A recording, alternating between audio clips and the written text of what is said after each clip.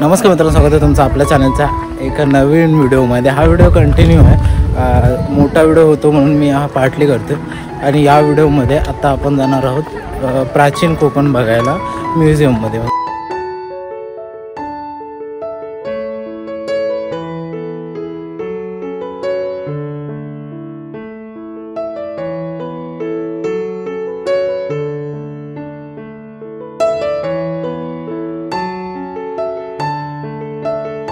हे आहे प्राचीन कोकणचा मुख्य प्रवेशद्वार।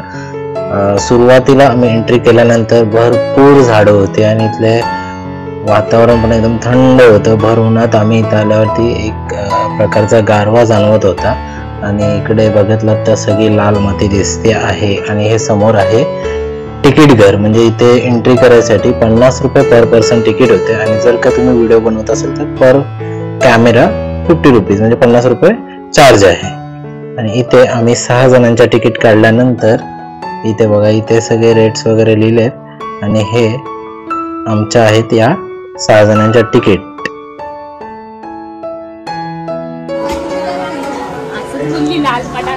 गेटच्या एंट्रीलाच गोमातेचं दर्शन झालेलं आहे। आणि आता आमची एंट्री झाली आहे प्राचीन कोकणच्या मुख्य प्रवेशद्वार। फायनल एंट्री झाली आहे आमची। आता आमची टूर चालू होते, प्राचीन कोकणचं दर्शन। आणि इथे आम्हाला गाईड आहेत। मॅडम, काय नाव तुमचं? सिद्धी मॅडम आहेत, ते आम्हाला गाईड करणार आहेत। आणि आम्ही आता सुरुवात करतोय। फोटो काढणार असाल तर जाताना काढत चला, परत येताना रस्ता वेगळा असणार। नमस्कार, मी सिद्धी प्राचीन कोकण मध्ये आपले स्वागत करते। Konkan tourism development and research centre ही आमची संस्था आहे। आणि या ठिकाणी आम्ही पर्यटनातून रोजगार निर्मिती हा विषय घेऊन येथे काम करत आहोत। आपली संस्कृती ही निसर्गातून फुललेली आहे। पूर्वजांनी विविध वनस्पती आणि प्राणी यांना देवत्व बहाल करून त्यांच्याविषयी कृतज्ञता व्यक्त केली। पूर्वी प्रत्येक गावात राखीव जंगल असे, त्याला देवराई असे म्हणतात। त्यातील वनस्पती किंवा प्राणी यांची हत्या केल्यास ते पाप समजले जाईल। विविध धार्मिक ग्रंथांचा अभ्यास करून आम्ही इथे एक नक्षत्रबाग तयार केली। प्रत्येकाच्या जन्म नक्षत्रानुसार एक वृक्ष हा आराध्य वृक्ष म्हणून मानला जातो। आणि त्याची पूजा अर्चा केल्यास त्या व्यक्तीला धन, सौख्य आणि आरोग्य प्राप्त होते। प्रत्येकाच्या जन्म नक्षत्रानुसार इथे आम्ही बोर्ड लावला। तो बोर्ड तुम्ही एक्झिट करताना बघू शकता।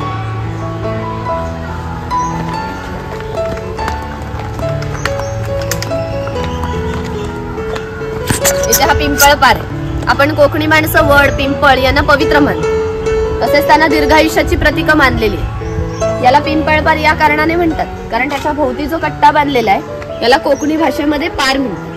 हा पार सुमारे 400 वर्षापूर्वी बांधला। जेव्हा पार बांधला गेला तेव्हा इथे पिंपळाचे रोप लावण्यात आले, म्हणजे हा पिंपळ सुद्धा 400 वर्षापूर्वीचा जुना आहे।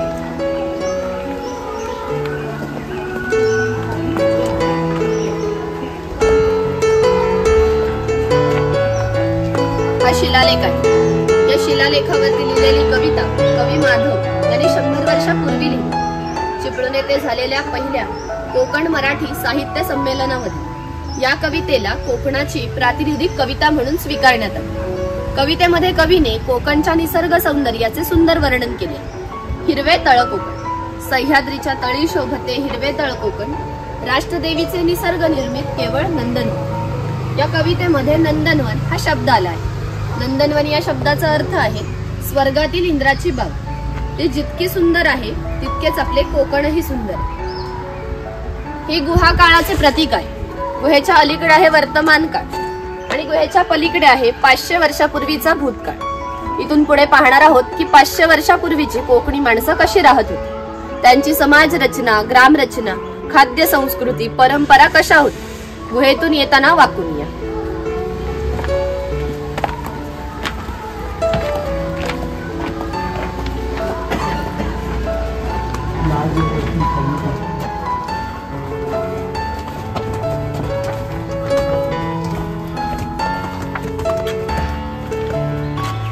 हे कोकमचं झाड आहे। याला जी फळे येतात यापासून कोकम सरबत आणि कोकम आगळ तयार केले जाते। त्याच्या बियांपासून तेल तयार केले जाते। तसेच त्याचा उपयोग हा कैलास जीवन क्रीम मध्ये केला जातो। आणि त्याच्या फळाच्या सालीपासून आमसूल तयार केले जाते।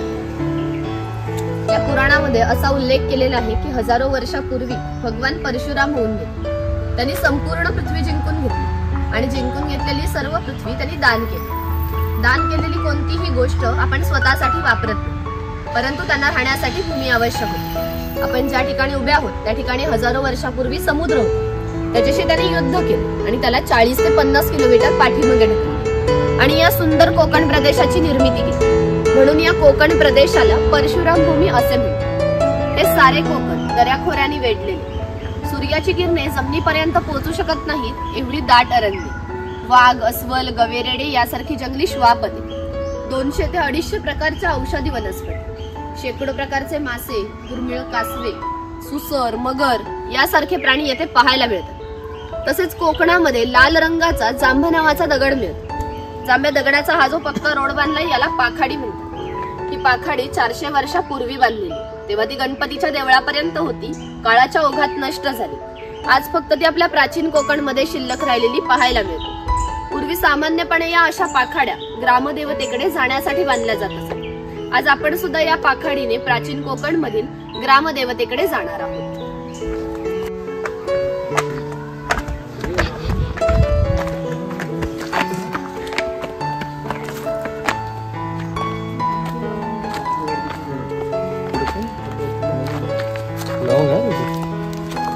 हा कसला झाड आहे?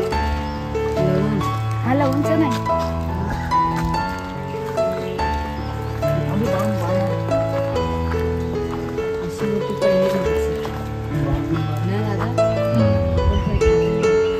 प्राचीन कोकण. आम्ही आलोय प्राचीन कोकण फिरायला आणि इकडे प्रिया आहे. भारी वाटतंय ना? छान आहे. आणि इकडे बघा, इकडे सगळी मसाल्याची झाडं आहेत. ज्याने इथे बघा, इथे वरती जायफळ आहे. त्याच्यानंतर इकडे हे वेखंडाचं आहे रोप, हे वेखंडाचं रोप आहे. इकडे परत जायफळ आहे. हे बघा, हे जायफळ आहे. ही झाडं छोटी आहेत. पूर्वीच्या काळात अशी खूप सारी मोठी झाडं होती. तर असे थोडे असे मोठी झाडं झाल्यानंतर आता हे जतन करण्यासाठी त्यांनी पुन्हा नवीन छोटी छोटी झाडं लावलेली आहेत. इकडे आंब्या हळद कुठं दिसतच नाही. आणि हे आहे काली मिरीचं झाड. मसाला काली मिरी मच्छीमध्ये वापरते का? आता नाहीत, पावसाळ्यात येतात. एवढं लागलेत छोटे छोटे.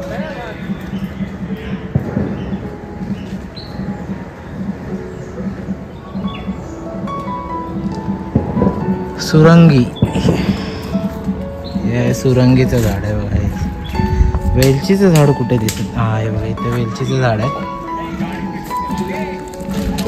कोकम भरपूर आहेत कोकणात. कोकमाची झाडं भरपूर आहेत. कोकम नाही. आणि इकडे बघा,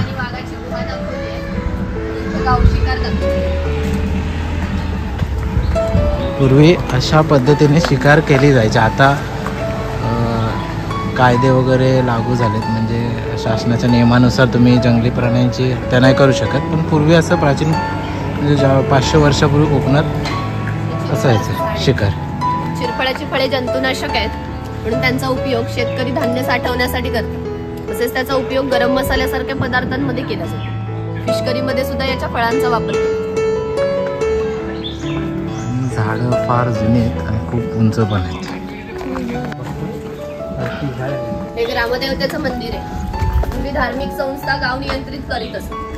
गावातील सर्व गावकरी येथे एकत्र येत असत. गावात जर 2 व्यक्तींची भांडणे झाली तर संपूर्ण गाव येथे एकत्र येऊन गाव प्रमुख त्यांच्या समोर न्यायदान करीत असत. तसेच गावातील सार्वजनिक कामे जसे की आता पाखाड्या बांधणे, लाकडीचा गहू बांधणे अशी कामे कोणी, कधी आणि कुठे करायची याविषयीचा निर्णय गावकरी येथे बसून घेत असत. आणखी एक महत्वाचे वैशिष्ट्य म्हणजे जगभर अशी प्रथा आहे की प्रत्येक जाती धर्माचे लोक आपापल्या देवाकडे जातात आणि देवाचं दर्शन घेतात. आपण कोकणी माणसं सुद्धा वर्षभर देवळात जाऊन देवाचे दर्शन घेतो. पण जेव्हा इथे शिमग्याचा सण येतो तेव्हा हा देव या पालखीमध्ये बसवून प्रत्येकाच्या घरोघरी नेला जातो. म्हणजे कोकणी माणूस आणि देव यांचं नातं इतक्या जवळच आहे की आपल्या एकमेकांकडे येणं जाणं असतं. या देवीचं नाव वाघजाई आहे. आम्ही हे नाव जाणीवपूर्वक ठेवलं कारण असं म्हणतात की ज्या निसर्गामध्ये वाघ आहे तो निसर्ग समृद्ध असतो. 500 वर्षापूर्वीचा निसर्ग सुद्धा असाच समृद्ध होता. त्याला आमच्या भावविश्वामध्ये दैवत्वाचं स्थान आहे. आम्ही कोकणी माणसं वड, पिंपळ, नाग, साप यांची पूजा करतो. म्हणजे आम्ही निसर्गपूजक माणसे आहोत. म्हणून देवीचं नाव सुद्धा प्रत्यक्ष निसर्गाशी संबंधित असंच ठेवलंय वाघजाई. इथे काही पारंपरिक वाद्य आहेत. लाकडी ढोल आहे, मातीचे ताशे आहे. ताशांचा खालील भाग हा मातीपासून बनवलेला. हे ताशे 110 वर्षापूर्वीचे जुने आहे. वाजवणारे कसबी असतील तर यांचा आवाज हा 1 ते 2 किलोमीटर पर्यंत जात असे. पूर्वी याचा वापर हा धार्मिक कार्यात तसेच संदेश वहनासाठी केला जात असे. ज्याचे लोक समुद्राच्या इतके जवळ राहतात की समुद्राच्या भरतीचे पाणी यांच्या घराला लागून जाते. एवढी छोटी होडी घेऊन हे लोक 8 ते 10 तास खोलवर समुद्रामध्ये मासेमारी करतात. कधी कधी समुद्राच्या उसळणाऱ्या लाटा या त्यांच्या होडीपेक्षाही मोठ्या असतात. तरीही हे लोक कुशलतेने होडी वल्हवतात आणि पहाटेच्या वेळी घरी परत येतात.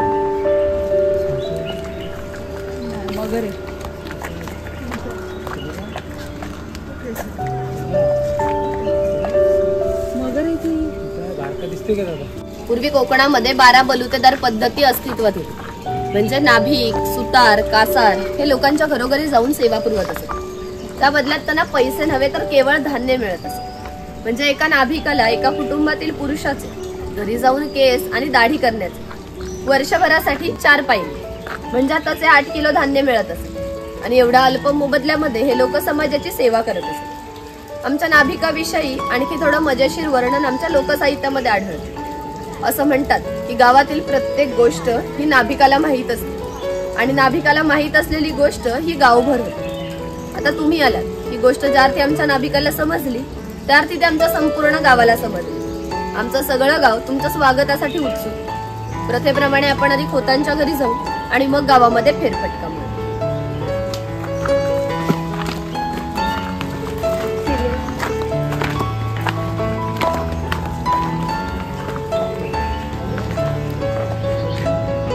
होत आहे राजाचा गावातील थेट प्रतिनिधी म्हणजे खोत. धार्मिक आणि राजकीय बाबतीत पहिला मान खोतांचा असतो.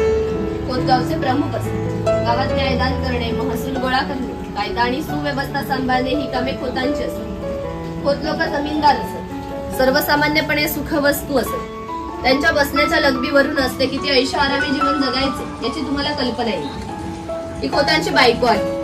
कोकणी स्त्रिया सुंदरही होत्या, शूरही होत्या, परंतु त्यांना स्वातंत्र्य नव्हते. माझघराचा उंबरठा ही त्यांच्यासाठी मर्यादा होती. इथे खोतांची 2 मुले आहेत. ते आपला परंपरागत खेळ सोंगट्या खेळत आहेत. हा खेळ महाभारतामध्ये धर्मराज आणि दुर्योधन यांच्यामध्ये द्यूत नावाने खेळला गेला. हस्तिदंती फासे असतात किंवा शंखांच्या कवड्या असतात. त्या टाकून विशिष्ट प्रकारचे दान मागितले जाते आणि त्यानुसार त्या सोंगट्या पुढे मागे सरकवून हा खेळ खेळला जातो. जर खेळणारे कसबी असतील तर हा खेळ 1 ते 2 रात्री सहज रंगत असतो. इतका हा मजेशीर खेळ. घराची रचना पहा. खोत ज्या उंचवट्यावरती बसले त्याला ओटी म्हणतात. गावातील मान्यवर लोक ओटीवर बसत. ही समोर आहे ती पडवी. सर्वसामान्यांनी पडवीला बसायचे. खोतांच्या उजव्या बाजूला असायचे देवघर, डाव्या बाजूला स्वयंपाकघर. खोतांच्या मागच्या बाजूला माझघर म्हणजे पूर्वीची बेडरूम. घराचे छप्पर पहा. वरती छोटे छप्पर आहे, मध्ये गॅप आहे, त्याखाली मोठे छप्पर आहे. कोकणामध्ये उष्णता फार असते, त्यामुळे घरातील उष्ण हवा गॅप मधून बाहेर जाते. बाहेरील थंड हवा तिची जागा घेते, त्यामुळे घरातील वातावरण नेहमी थंड राहते. घरासमोर अंगण आहे, अंगणामध्ये तुळस आहे. अंगण हे कोकणी घराचं वैशिष्ट्य आहे. तुम्हाला एकही कोकणी घर असं दिसणार नाही ज्या घरापुढे अंगण नाही किंवा तुळस. इथे जुने अडकीत ते दाखवले वेगवेगळ्या डिझाईन्स आहेत, बघू शकता.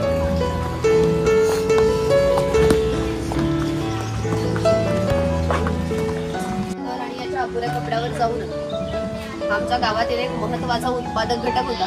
तो एकमेव धान्याचं उत्पादन करीत असे आणि गावातील 12 बलुतेदार, राजा, खोत यांना धान्य पुरवण्याचे महत्वाचे काम करीत असत. म्हणजे ग्रामीण अर्थव्यवस्थेचा पायाभूत घटक आमचा शेतकरी होता. पूर्वी त्याचं घर जसं असायचं अगदी तसं घर आम्ही तेवढं. समोरची चूल दिसते हिला पिरसा म्हणते. ही सतत पेटती ठेवली जायची कारण पूर्वी लायटर किंवा माचीस नव्हती. जेव्हा शेतकऱ्याच्या बायकोला स्वयंपाक करायचा असेल तेव्हा ती इथले 2-3 निखारे घेऊन स्वयंपाक घरातील चूल पेटवीत असे. हा विस्तव जर विजला तर घरात 2 गारगोट्या ठेवलेल्या असत. त्या एकमेकावरती घासून विस्तव करावा लागत असतो. ही खोयनी आहे. हिचा वापर मासे पकडण्यासाठी केला जात असे. हिला वरती वेलीने बांधून पाण्यात ठेवली जाते. हिची अंतर्गत रचना अशी आहे की एकदा इथून आत गेलेला मासा हा पुन्हा बाहेर पडू शकत नाही. तिथे शेणाने सरवलेली टोपली आहे, तिला कोकणी भाषेत कणगी म्हणतात. तिचा वापर धान्य साठवण्यासाठी केला जातो. कोकणातील शेतकरी भात, नाचणी, हरीक, वरी यासारखी धान्य पिकवीत असे. ती कणगीमध्ये ठेवून वरती चिरफळाची फळे पसरवून झाकण ठेवून बाहेरून शेणामातीने लिंपून घेतले जात असे. त्यामुळे आतील धान्य 3 ते 4 वर्ष सहज टिकत असे. अजूनही ठाणे जिल्ह्यातील वनवासी लोक याच पद्धतीने धान्य साठवतात. ही शेतकऱ्याची बायको आहे, ती शेतकऱ्याची मुलगी आहे. इथे पाळणा आहे. हा पाळणा शेतकऱ्याच्या घरात कायमस्वरूपी टांगून ठेवतो, कारण आमच्या शेतकऱ्याच्या घरी दरवर्षी पाळणा हलत असते.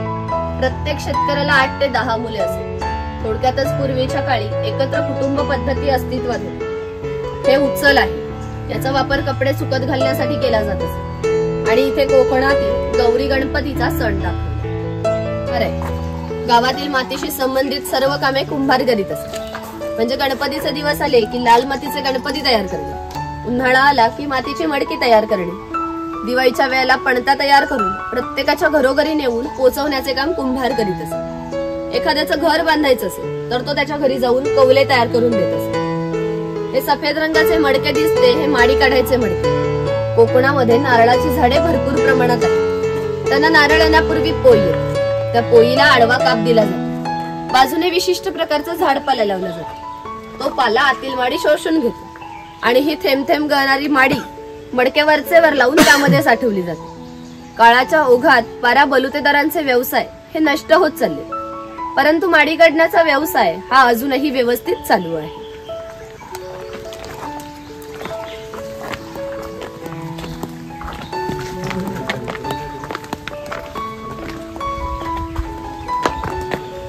हा सोनार आहे. सोनार हा गावातील महत्वाचा घटक होता.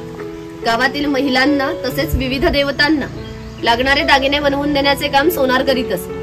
याच्या अप्रतिम कलाकुसरीमुळे याच्या दागिन्यांना जगभर मागणी होती. शिमगा, नवरात्र आणि अन्य वेळेला ग्रामदेवतेला दागिने घालण्याचा मान हा सोनाराचा असे.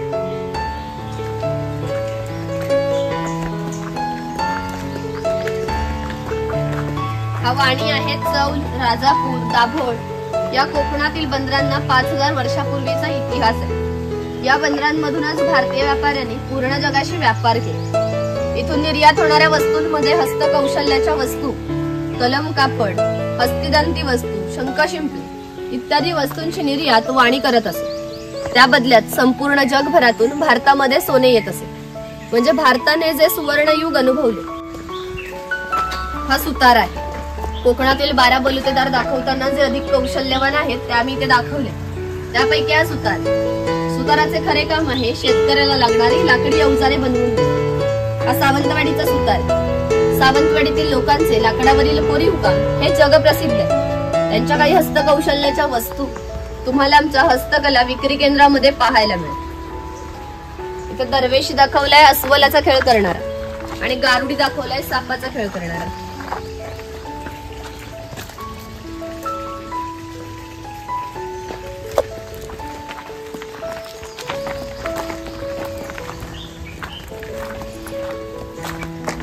हा लोहार आहे. ज्याप्रमाणे शेतकऱ्याला लागणारी लाकडी अवजारे बनवून देण्याचे काम सुतार करीत असे, त्याचप्रमाणे त्याला लागणारी लोखंडी अवजारे बनवून देण्याचे काम लोहार करीत असे. उदाहरणार्थ कोयती, कुऱ्हाड, नांगराचे फाट. 500 वर्षापूर्वीची कोकणाची राजकीय परिस्थिती अस्थिर होती. इथले बरेचसे लोक सैन्यामध्ये होते. त्यांना लागणाऱ्या लोखंडी ढाली आणि तलवारी बनवून देण्याचे काम लोहार करीत असे. याचे वैशिष्ट्य म्हणजे अजूनही कोकणात खोत आणि मराठा यांच्याकडे काहीशे वर्षापूर्वीच्या तलवारी दर दसऱ्याला त्यांची पूजा केली जाते.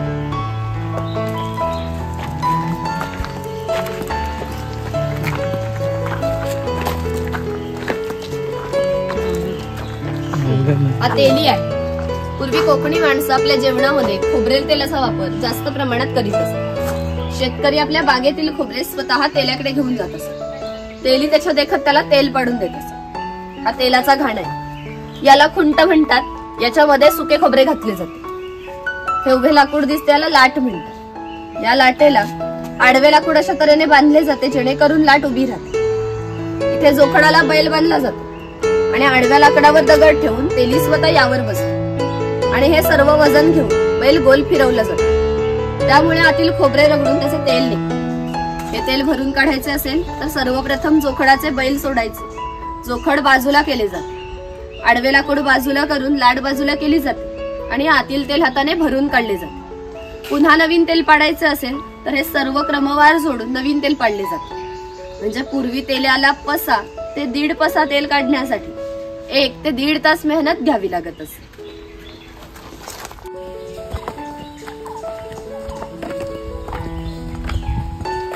हा बुरुड आहे. पूर्वी प्रत्येक व्यवसाय जातीनिहाय होता. व्यवसाय निवडीचं स्वातंत्र्य नव्हते, म्हणजे प्रत्येकाला आपापल्या जातीचा व्यवसाय करावा लागत असे. बांबूच्या वस्तू बनवून देण्याचे काम बुरुड करीत असे.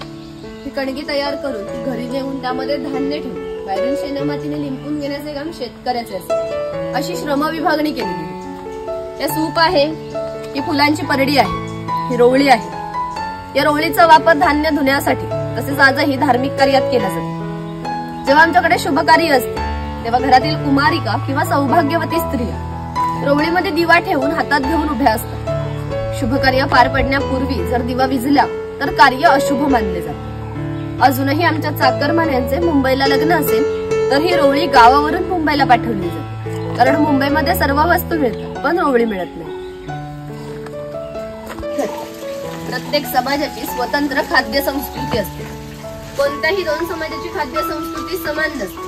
म्हणजेच आमच्या कोकणी माणसांची चविष्ट अशी खाद्य संस्कृती.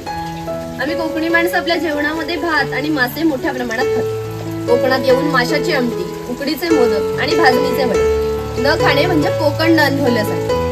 पूर्वी घरामध्ये दगड मातीच्या वस्तू असतात. हे इथे जे जातणीसारखे दिसते याला घिरट म्हणतात. जातणीमध्ये धान्य दळून निघते तर घिरटामध्ये भात घातले जाते. तेव्हा अख्खा तांदूळ बाहेर निघतो आणि कोंडा बाजूला होतो. हे मोदक पात्र आहे, म्हणजे पूर्वीचं कोकणी कुकर. याच्यामध्ये खाली पाणी घातले जाते.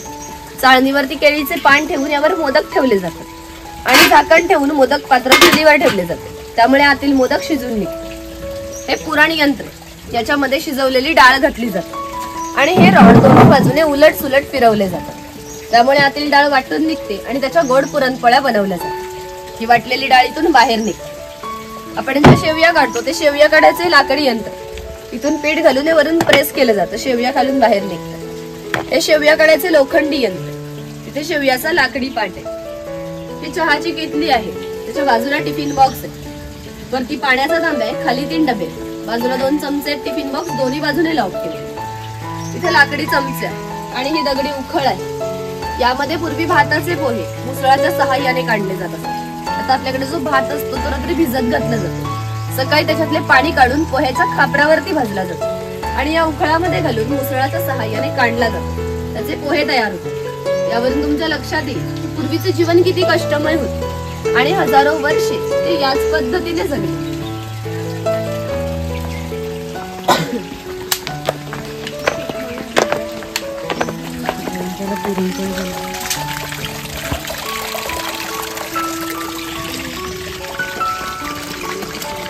मासेवाली दाखवली.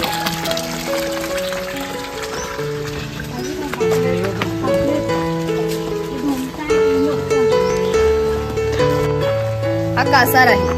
मगाशी सांगितल्याप्रमाणे 12 बलुतेदार लोकांच्या घरोघरी जाऊन सेवा पुरवत असतात. त्याप्रमाणे कासार मुलीच्या घरी आले. हे या मुलीचे घर आहे.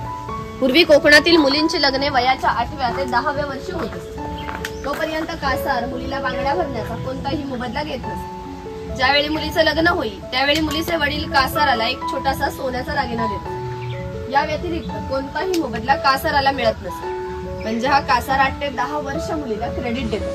म्हणजे पूर्वीची समाज रचना एकमेकांच्या विश्वासावरती आधारलेली होती. थोडक्यातच 12 बलुतेदार आपले काम कोणत्याही नफ्या तोट्याचा विचार न करता केवळ कर्तव्य म्हणून करत असत.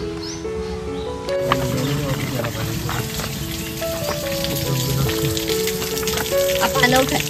पूर्वी प्रत्येक गावात भरपूर मोठे जंगल होते, त्यामुळे गावात पाणी मोठ्या प्रमाणात उपलब्ध होते. ज्या ठिकाणी गावात उंचावर 12माही पाणी वाहत असे तिथे धरण बांधून प्रत्येकाच्या घरोघरी पाणी पाटाने नेले जाते. त्या पाण्यावर आमच्या नारळी पोपळीच्या बागा आणि उन्हाळी भातशेती होत असते. उन्हाळी भातशेतीला पाणी भरपूर लागते, तेवढे पाणी प्रत्येक गावात उपलब्ध असते. ग्रामदेवतेनंतर पाणवठा हे एकमेव ठिकाण असे आहे ज्या ठिकाणी संपूर्ण गाव एकत्र येते. लहान मुले मासेमारी आणि अंघोळीसाठी, स्त्रिया पाणी भरण्यासाठी किंवा कपडे धुण्यासाठी, तसेच गुराख्यांसारखे व्यावसायिक गुरांना पाणी पाजण्यासाठी या ठिकाणी. म्हणजे ग्रामीण जीवनाचा मध्यवर्ती केंद्र हा आमचा पाणवठा.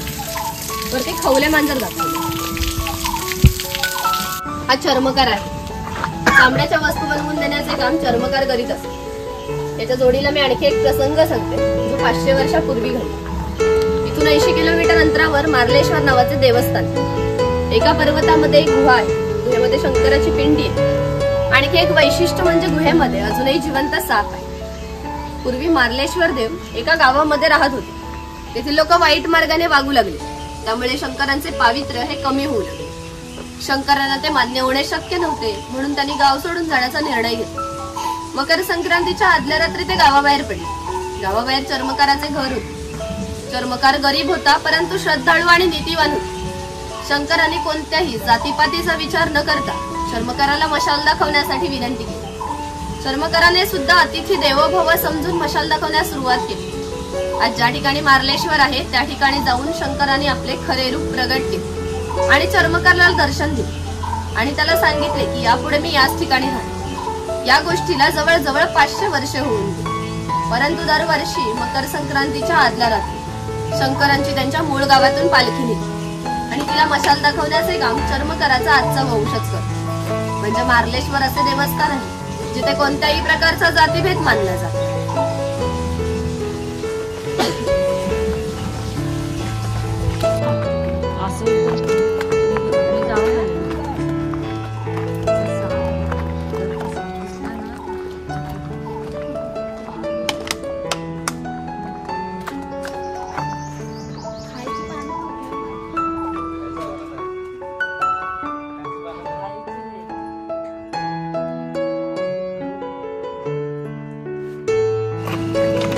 धनगर आहे।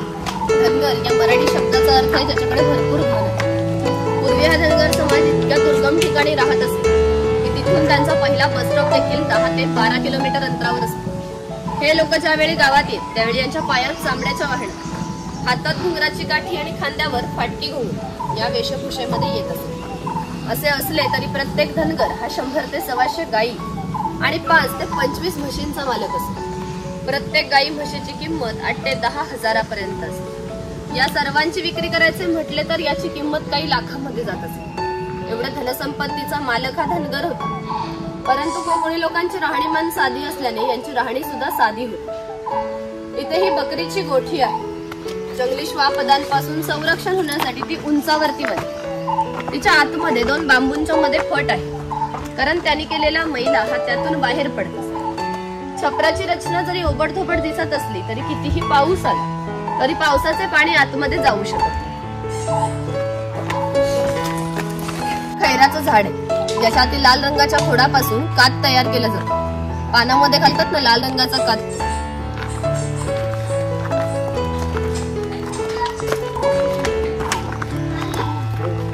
ही कातभट्टी आहे। हे खैराचे झाड आहे, हे तोडले जाते। त्याच्या आतील भागांचे छोटे तुकडे केले जातात। ते तुकडे पहिल्या 4 मडक्यामध्ये पाण्यासोबत उकळवले जातात। जो लाल रंगाचा पाक तयार होतो तो 5व्या मडक्यामध्ये पुन्हा विशिष्ट तापमानामध्ये उकळवला जातो। तो पाक सावलीमध्ये सुकत घालून त्याच्या छोट्या वड्या पाडल्या जातात। कात तयार होण्याच्या प्रक्रियेला 3 ते 4 महिने लागतात।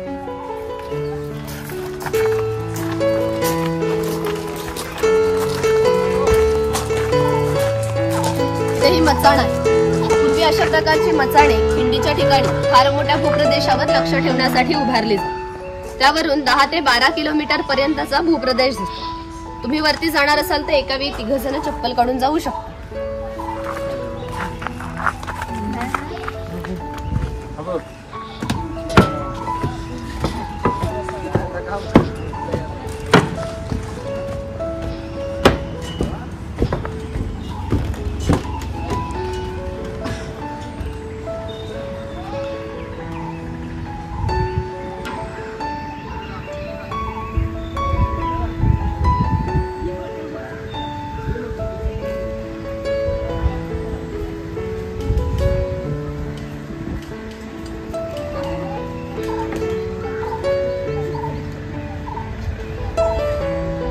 नमस्कार, इथे माझं गाईड संपलं आहे। अतिथी कक्षा बाहेर अभिप्राय वही आहे, तिथे तुम्ही तुमचा अभिप्राय द्या। हा लास्ट पॉइंट शंख प्रदर्शन आहे, तिथे गाईड तुम्हाला वेगळा आहे। आतमध्ये कॅमेरा अलाउ नाहीये, तिकीट चेक केलं जाईल आणि ते बघून त्याच्या बाजूने एक्झिट इथून खाली जाईल। तर अशा प्रकारे आपलं प्राचीन कोकणचं दर्शन झालेलं आहे। इथून पुढे आम्ही गेलो होतो एका शंख प्रदर्शनात, म्हणजे तिथं शंख होते, विविध प्रकारचे शेल्स होते आणि ते शूट करायला परमिशन नव्हती, तर आम्ही ते बघितले आणि तिथून परत आले. तर असा हा छोटासा प्राचीन कोकणचा व्हिडिओ बनवला होता. आम्ही आज गणपतीपुळे मंदिरात दर्शनासाठी आल्यानंतर या ठिकाणाला किंवा ह्या म्युझियमला भेट दिली. हा पहिला म्युझियम आहे जो ओपन जागेत आहे.